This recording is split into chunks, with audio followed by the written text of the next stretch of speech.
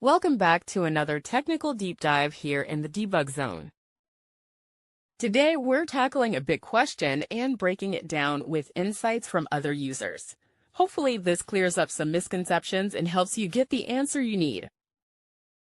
So, buckle up, stay a little curious, and let's jump right in.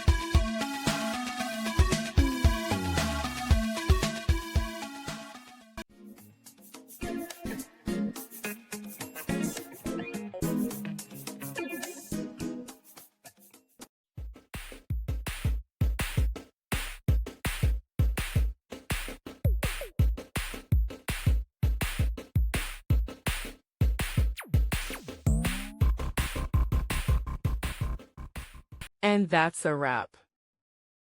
I hope you found the answer you were looking for. If you did, take a second to hit that subscribe button. It really helps out.